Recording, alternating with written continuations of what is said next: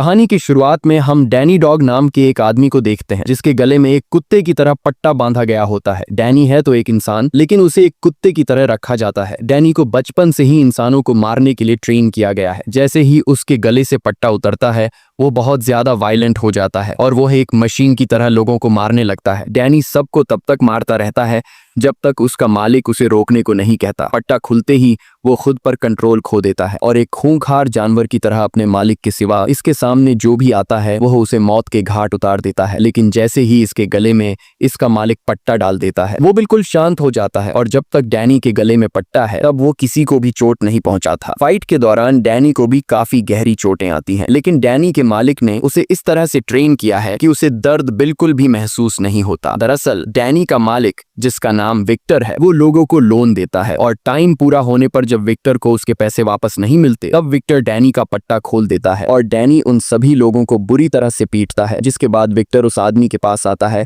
और उसे अपना पैसा वापस ले लेता है और उससे कहता है कि अगर अगली बार तुमने पैसे टाइम पर वापस नहीं लौटाए तो मैं डैनी को नहीं रोकूंगा। इसके बाद विक्टर डैनी को कुछ दूसरे लोगों के पास लेकर जाता है जिनसे विक्टर को पैसे लेने थे और जब वो लोग विक्टर का पैसा देने से इनकार करते हैं तो विक्टर डैनी के गले से पट्टा खोल देता है और यहाँ भी डैनी पूरी तरह से पागल होकर उन लोगों को पीटता है और विक्टर को उसका पैसा वापस दिला देता है। लेकिन डैनी विक्टर का इतना मुश्किल काम आसान करने के बावजूद भी विक्टर डैनी को बिल्कुल भी रिस्पेक्ट नहीं देता। वो डैनी को एक कुत्ते की तरह रखता है और हमेशा डैनी को एक कुत्ता समझकर डांटता रहता है, यहाँ तक कि डैनी को सोने के लिए रूम नहीं बल्कि उसे एक कुत्ते की तरह पिंजरे में बंद कर दिया जाता है। एक दिन फाइट करने के बाद जब डैनी वापस लौटा तो विक्टर का एक आदमी देखता है कि डैनी के सर से बहुत खून बह रहा था। तब वह आदमी अपने बॉस से कहता है डैनी को चोट लगी है, लेकिन विक्टर डैनी के जख्मों पर मरहम लगाने के बजाय कहता है कि इसे पट्टी दो और ये खुद ही अपने सर पर पट्टी लगा लेगा। लेकिन डैनी का दिमाग बिल्कुल बच्चों की तरह है और इस बेचारे को पता ही नहीं कि पट्टी को किस तरह से लगाया जाता है, क्योंकि उसने बाहर की दुनिया देखी ही नहीं और इसकी बचपन से लेकर अब तक की जिंदगी इसी पिंजरे में गुजर चुकी है। यहाँ वो पूरी तरह से अकेला रहता है, इसके साथ बात करने को कोई भी नहीं होता। रात को डैनी को अपने पिंजरे में एक किताब मिलती है जिसमें ABCD लिखी हुई होती है। वो एक एक पेज पलटकर उसमें बनी ड्राइंग देखने लगता है और तभी उसे एक पेज पर पियानो का ड्राइंग दिखता है। पियानो को देखकर वो उस ड्राइंग पर हाथ फेरने लगता है जैसे उसका पियानो से कोई पुराना रिश्ता हो। तभी विक्टर एक लड़की को लेकर आता है और विक्टर उस लड़की के साथ इंटीमेट होने ही वाला होता है कि तभी वह लड़की नीचे पिंजरे में डैनी को देख लेती है। डैनी को देखकर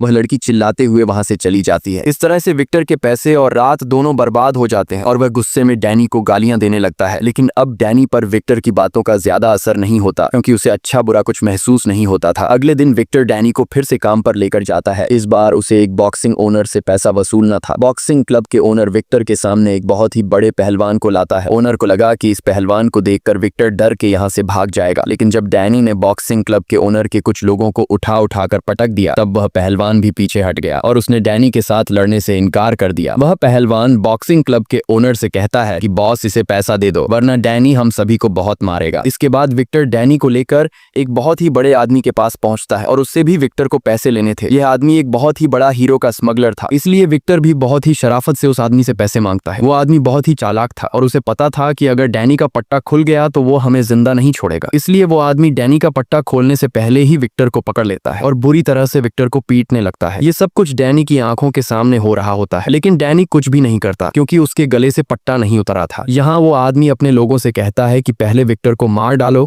और उसके बाद डैनी को। यह कहकर वो आदमी वहां से चला जाता है और एक दूसरी पार्टी के साथ बिजनेस डील करने लगता है। वहीं विक्टर जैसे तैसे करके उन लोगों से खुद को छुड़ा लेता है और फौरन जाकर डैनी के गले से पट्टा खोलकर डैनी से कहता है कि इन सबको खत्म करो। पट्टा खुलते ही डैनी उन लोगों पर टूट पड़ता है और उन गुंडों को बुरी तरह मारता है। यहाँ और गुंडे भी आ जाते हैं और डैनी उनको भी मार गिराता है। इसके बाद विक्टर डैनी को लेकर उस जगह पर जाता है जहां पर वो आदमी बिजनेस डील कर रहा था। वहां जाकर डैनी उस आदमी को पकड़ता है और उसे उठाकर फेंकता है। अब जाकर उस आदमी की सारी हेकड़ी निकल जाती है और वो आदमी विक्टर से कहता है कि तुम मुझसे जो चाहिए वह ले जाओ, बस मेरी जान डैनी से छुड़ा दो। विक्टर को पता था कि यह आदमी डायमंड और सोने का स्मगलर है, इसलिए वह सीधा जाकर उस आदमी के बैग में से सारा का सारा सोना और हीरा उठा लेता है। यहाँ हम टॉम नाम के एक आदमी को देखते हैं जो इल्लीगल फाइट्स करवाता था और वह डैनी के फाइटिंग स्किल्स को देखकर उससे काफी इम्प्रेस हो जाता है। वहीं विक्टर को उस आदमी से पैसों के बदले में सोना और हीरा मिल चुका था, लेकिन फिर भी वह डैनी पर काफी गुस्सा होता है क्योंकि अंदर विक्टर गुंडों से मार खा रहा था और डैनी उसे बिना कुछ किए देख रहा था। इसलिए विक्टर के आदमी डैनी को लात मारकर गाड़ी में बिठा देते हैं और सीधा अपने अड्डे पर पहुंचते हैं। और वहां विक्टर अपने आदमियों से कहता है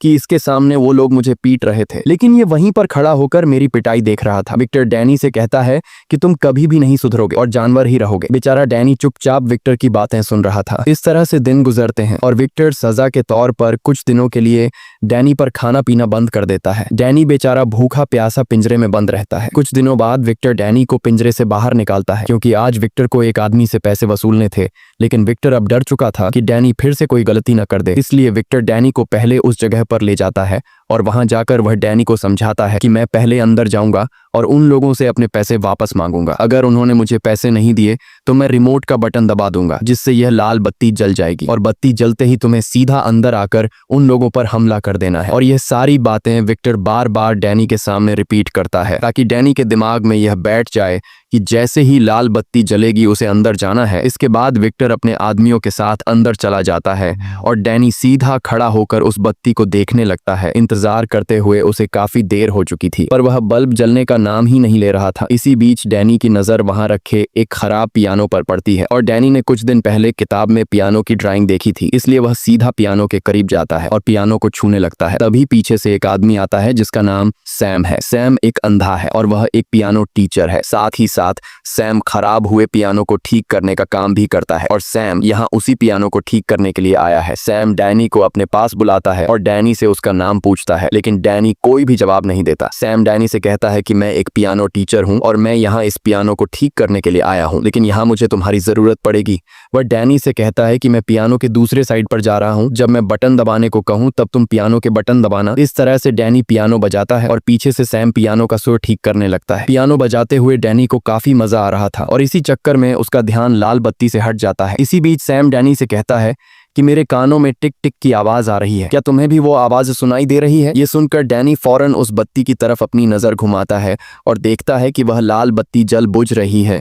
यह देखकर डैनी दौड़ते हुए सीधा विक्टर के पास पहुंचता है, लेकिन अब काफी देर हो चुकी थी। गुंडों ने विक्टर को पीट पीट कर उसका बुरा हाल कर दिया था।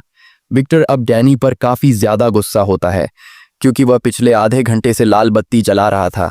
अब डैनी को सजा देने के लिए विक्टर उसे अपने अड्डे पर ले आता है और डैनी को पिंजरे में डालकर विक्टर सोचता है कि डैनी को कौन सी सजा दी जाए।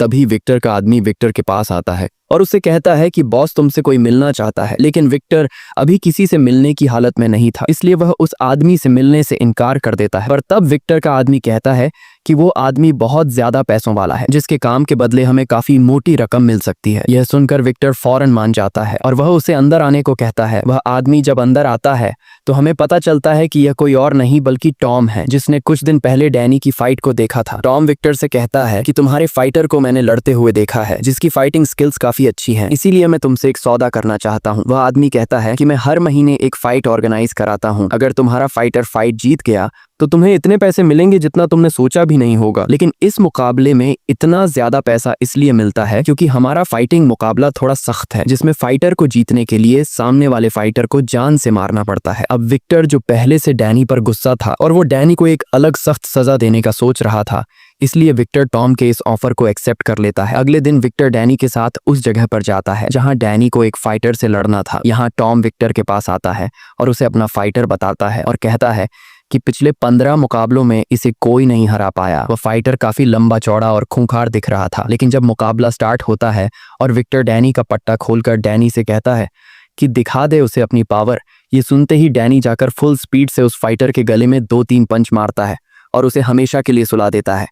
ये देखकर सभी लोगों के गले में सांसें अटक जाती हैं और टॉम नाम का वह आदमी जो यहाँ का ऑर्गेनाइजर था, उसे कुछ समझ ही नहीं आता कि फाइट शुरू होने से पहले ही खत्म हो गई। अब वादे के मुताबिक विक्टर को उसके पैसे मिल जाते हैं, जिन्हें पाकर उसकी खुशी का ठिकाना नहीं रहता, क्योंकि यह उसके पूरे साल भर की कमाई थी और उसे अब काम करने की जरूरत नहीं थी। वह कहता है कि अब मैं हमेशा यही फाइट डैनी से करवाऊंगा और ढेर सारा पैसा कमाऊंगा। आज वह बहुत ज्यादा खुश होता है, इसलिए वह डैनी से कहता है कि बता डैनी, तुझे क्या चाहिए। डैनी थोड़ी देर चुप रहता है, पर फिर वह बोलता है कि मुझे एक पियानो चाहिए। यह सुनकर विक्टर उसका मजाक उड़ाते हुए कहता है कि पियानो का क्या करेगा, चल आज मैं तुझे एक अच्छे से रेस्टोरेंट में खाना खिलाता हूँ और एक लड़की से तुझे मिलवाता हूँ, क्योंकि तू कभी भी किसी लड़की के साथ नहीं गया। लेकिन डैनी कहता है नहीं, मुझे सिर्फ पियानो ही चाहिए। अब उनकी बातें चल ही रही होती हैं कि तभी एक ट्रक आकर उनकी गाड़ी से जोर से टकराता है, जिससे उनकी कार पलट जाती है। इसके बाद कुछ लोग हथियार लेकर कार से बाहर निकलते हैं और उन पर गोलियों की बारिश कर देते हैं। ये सभी लोग उस गोल्ड स्मगलर के लोग होते हैं जिसे कुछ दिन पहले डैनी ने पीटा था। इस हमले में सभी मारे जाते हैं सिवाय डैनी के, जो उन लोगों से बचकर भाग जाता है और सीधा पहुंचता है उस जगह पर जहां पहले उसकी मुलाकात सैम से हुई थी। सैम वहीं बैठा पियानो ठीक कर रहा था और वह आहट सुनकर समझ जाता है कि यह डैनी है। डैनी बुरी तरह से घायल था और ज्यादा खून बहने की वजह से वह वहीं पर बेहोश हो जाता है।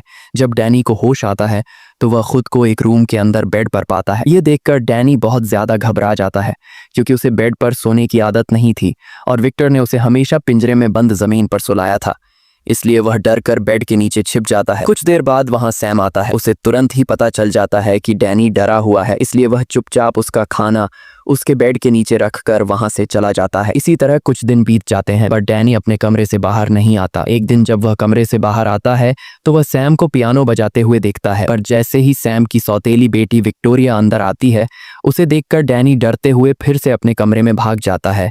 इसके बाद विक्टोरिया सैम के पास जाती है और उससे पूछती है कि डैनी को क्या पसंद है। तब सैम उसे बताता है कि डैनी को म्यूजिक पसंद है। यह सुनकर विक्टोरिया जल्दी से एक पियानो उठाकर सीधा डैनी के रूम में जाती है।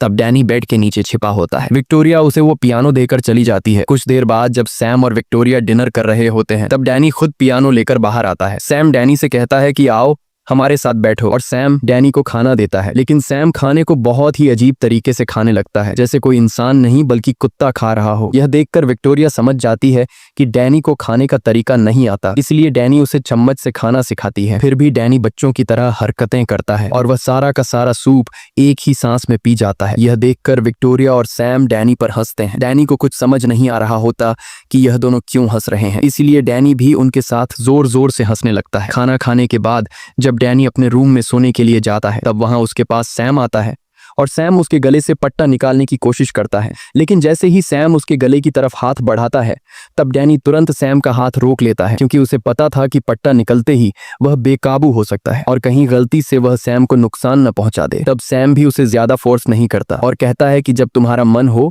तब तुम अपने गले से पट्टा उतार लेना। अगले दिन सैम डैनी को मार्केट लेकर जाता है, ताकि डैनी सीख सके कि लोगों के साथ कैसे घुल मिलकर रहा जाता है। सैम उसे मार्केट में सामान खरीदना सिखाता है। सामान खरीदने के बाद जब यह दोनों घर पहुंचते हैं, तब सैम डैनी को खाना पकाना सिखाता है। शाम को सैम डैनी से कहता है कि विक्टोरिया की अब कॉलेज से छुट्टी हो गई होगी, इसलिए तुम जाओ और विक्टोरिया को घर लेकर आओ। इसके बाद डैनी सीधे विक्टोरिया के पास जाता है। रास्ते में विक्टोरिया डैनी को आइसक्रीम खिलाती है और विक्टोरिया उसे सिनेमा में मूवीज देखने ले जाती है, और साथ ही साथ विक्टोरिया उसे पियानो बजाना सिखाती है। सैम अपनी जिंदगी से काफी खुश था और अब वह लोगों के साथ घुल मिल रहा था। घर आकर रात को डैनी अलमारी में विक्टोरिया और उसके पेरेंट्स की फोटो देखता है। ये देखकर उसे पता चलता है कि विक्टोरिया सैम की सौतेली बेटी है। पूछने पर सैम उसे बताता है कि विक्टोरिया के पिता की एक कार एक्सीडेंट में मौत हो गई थी और विक्टोरिया का पिता मेरा अच्छा दोस्त था, इसीलिए उसके जाने के बाद विक्टोरिया की माँ और मैंने शादी कर ली। सब कुछ अच्छा चल रहा था, पर 1 साल बाद हमारा भी एक्सीडेंट हो गया, जिसमें विक्टोरिया की माँ की मौत हो गई और मेरी आंखों की रोशनी चली गई। ये सुनकर डैनी को सैम और विक्टोरिया के लिए काफी बुरा लगता है। इस तरह से दिन गुजरते हैं और डैनी अब खुद को उनके फैमिली का मेंबर समझने लगता है। डैनी अब नॉर्मल होने लगता है, लेकिन अब तक ये दोनों डैनी के गले से उस पट्टे को उतार नहीं पाए थे। एक दिन विक्टोरिया डैनी के पास आती है और उससे बात करते हुए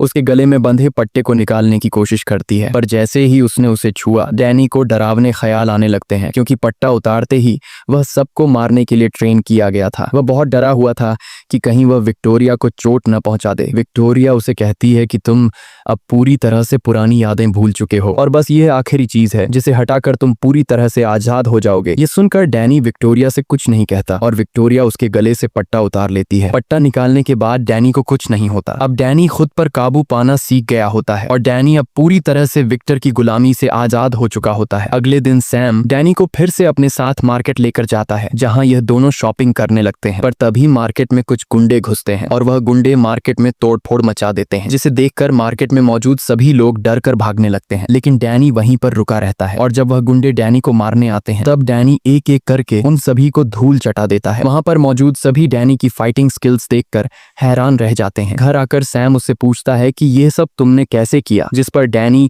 सैम को अपनी पूरी स्टोरी बता देता है कि कैसे विक्टर नाम के एक आदमी ने मुझे कुत्ते की तरह रखा और मेरे साथ इतनी ज्यादती की। रात को सैम डैनी को अपने साथ काम पर लेकर जाता है जहां वो एक पियानो को ठीक करता है। पियानो को ठीक करते हुए सैम डैनी से कहता है कि जैसे ही विक्टोरिया की पढ़ाई पूरी हो जाएगी हम न्यूयॉर्क वापस चले जाएंगे। यह सुनकर डैनी उदास हो जाता है क्योंकि उसे लग रहा था कि ये लोग उसे अकेला छोड़कर चले जाएंगे। लेकिन तब सैम डैनी से कहता है कि मैं चाहता हूं कि तुम भी हमारे साथ चलो क्योंकि अब तुम भी हमारे फैमिली का हिस्सा हो और तुम्हारे बिना हमारी फैमिली अधूरी है। ये सुनकर डैनी काफी खुश हो जाता है और वो सैम को गले लगकर हाँ कर देता है। काम पूरा करने के बाद सैम डैनी को पैसे देता है और कहता है कि तुमने भी पियानो ठीक करने में मेरी मदद की है, इसलिए पैसों का आधा हिस्सा तुम्हारा है। जाओ, इन पैसों से तुम अपने लिए मार्केट में कुछ खरीद लो। इसके बाद डैनी सीधे शॉपिंग मॉल आता है और वो अपने लिए सामान खरीद लेता है। अब जैसे ही डैनी शॉपिंग मॉल से निकलकर घर जाने लगता है तभी उसके सामने विक्टर का एक आदमी आता है, जिसे देखकर डैनी परेशान हो जाता है और वो आदमी डैनी को पहचान लेता है और डैनी से कहता है कि इतने दिनों से तुम कहाँ थे, हम सब ने तुम्हें काफी ढूंढा, अब जब तुम मिल ही गए हो तो चलो मेरे साथ घर चलो, बॉस तुम्हारा इंतजार कर रहे हैं। डैनी अब अपनी इस नई जिंदगी में बहुत खुश था, इसलिए वो जाने से मना कर देता है। ये सुनकर वो आदमी बोला कि अगर तुम वापस नहीं आए तो बॉस तुम्हें ढूंढने के लिए गुंडे भेज देंगे और वो गुंडे तुम्हें किसी तरह ढूंढ कर मौत के घाट उतार देंगे, इसलिए तुम्हारा फायदा इसी में है कि मेरे साथ वापस चलो। अब न चाहते हुए भी डैनी वापस विक्टर के पास लौट आता है। विक्टर डैनी को देखकर बहुत खुश होता है क्योंकि डैनी उसे अमीर बनाने का एक जरिया था। दरअसल विक्टर उस दिन गोलीबारी में बुरी तरह से घायल हो गया था और उसे कई महीनों तक हॉस्पिटल में रहना पड़ता है। डैनी विक्टर के पास आते ही उससे पूछता है कि क्या आप मेरी माँ को जानते हो,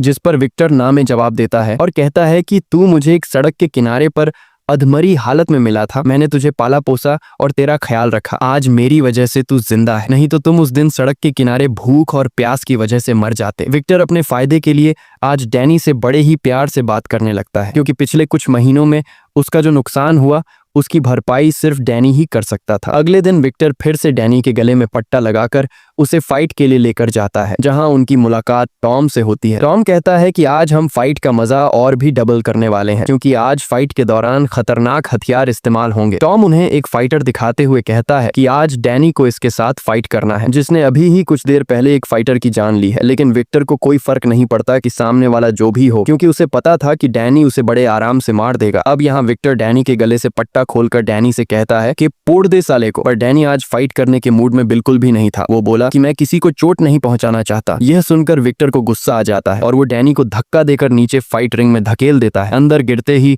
वो डेडली फाइटर डैनी को मारने के लिए उस पर टूट पड़ता है और डैनी उससे लड़ने की बजाय सिर्फ बचने की कोशिश करता है। फाइटर डैनी पर जानलेवा हमले करता है लेकिन डैनी सिर्फ उसके वार रोकता है और वो फाइटर रुकने का नाम ही नहीं ले रहा था। ऐसा लग रहा था कि आज वो डैनी को मार कर ही रहेगा।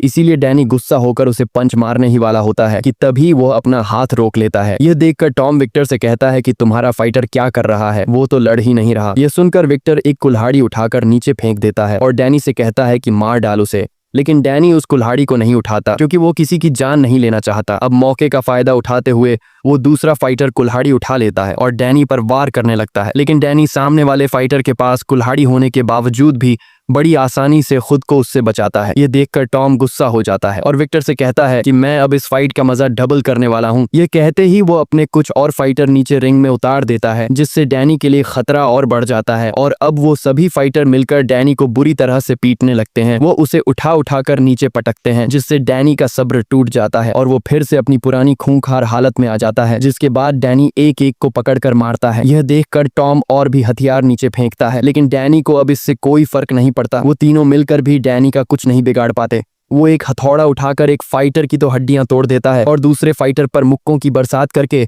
उसे बुरी तरह से घायल कर देता है। ये देखकर तीसरा फाइटर डर के मारे डैनी से लड़ना छोड़ देता है। अब जब तीनों फाइटर हार मान लेते हैं, तब ऊपर से विक्टर डैनी को आवाज देता है कि इन तीनों को मार डालो, क्योंकि अगर डैनी इन तीनों को मार नहीं डालता तो रूल्स के मुताबिक विक्टर को पैसे नहीं मिलते। लेकिन यहाँ डैनी विक्टर की बात नहीं मानता और उन फाइटर को ऐसे ही छोड़ देता है। ये देखकर विक्टर बहुत गुस्सा हो जाता है, क्योंकि आज डैनी की इतनी बढ़िया फाइट के बावजूद विक्टर ने 1 रुपया भी नहीं कमाया। गुस्से में विक्टर डैनी को अपने अड्डे पर लेकर जाता है और वहां ये लोग डैनी को बुरी तरह से पीटते हैं, क्योंकि आज की फाइट में उसने विक्टर की कोई बात नहीं मानी।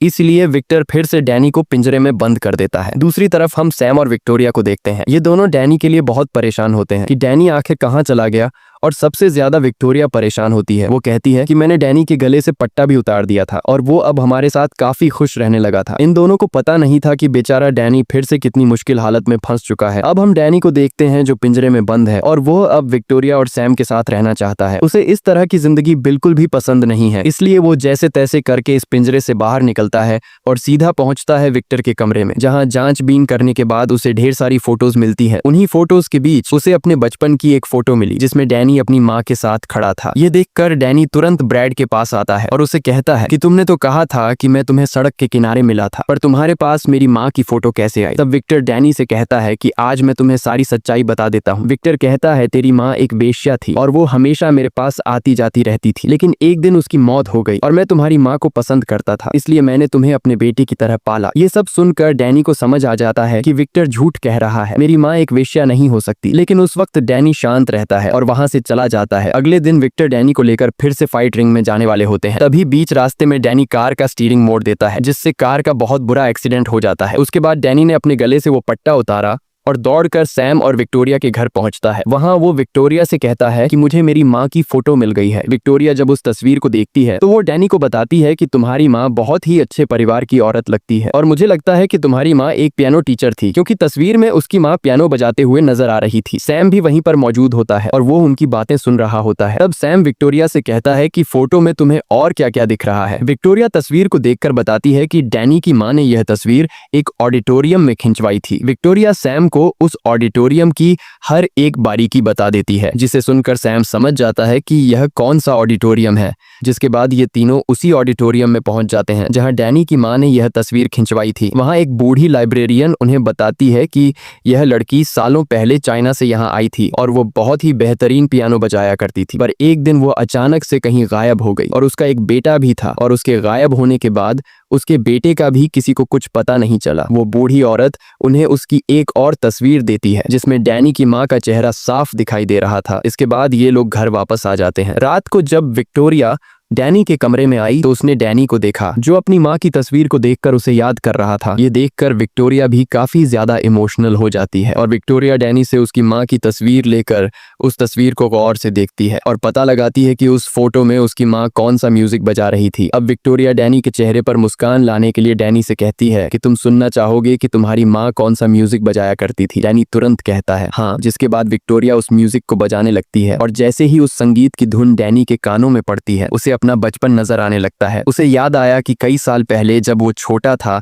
तब वो अपनी माँ के साथ था और एक दिन उसकी माँ ने उसे बिल्कुल खामोश रहते हुए एक अलमारी में छुपा दिया। तभी कुछ गुंडे उसके घर में घुसते हैं और उन गुंडों में विक्टर भी था और विक्टर डैनी की माँ को परेशान करने लगता है क्योंकि डैनी की माँ ने कुछ पैसे विक्टर से उधार लिए थे और आज विक्टर पैसों के बदले में डैनी की माँ से डैनी छीनना चाहता था। लेकिन जैसे ही कुछ गुंडे डैनी को उसकी माँ से छीनने लगते हैं तब बीच में आकर डैनी की माँ विक्टर को रोकने लगती है, जिससे विक्टर गुस्से में आकर डैनी की माँ को शूट कर देता है और फिर विक्टर डैनी को उठाकर अपने साथ ले जाता है। ये सब देखकर डैनी को समझ आ जाता है कि मेरी इस हालत का जिम्मेदार और मेरी माँ को मारने वाला कोई और नहीं बल्कि विक्टर है। और अब ये सारी बातें डैनी सैम और विक्टोरिया को बता देता है और उनसे कहता है कि हमें जल्दी से सामान पैक करके यहाँ से निकलना होगा। वो लोग हमें ढूंढ रहे होंगे, अगर वो यहाँ आ गए तो मेरे साथ तुम दोनों को भी मार देंगे। दूसरी तरफ हम विक्टर को देखते हैं जो उसी मार्केट में पहुंचता है जहाँ से डैनी शॉपिंग किया करता था। विक्टर वहाँ की एक एम्प्लॉई को डैनी की पिक्चर बताकर कहता है कि अगर तुमने मुझे इस आदमी का एड्रेस नहीं दिया तो मैं तुम्हें मार दूंगा।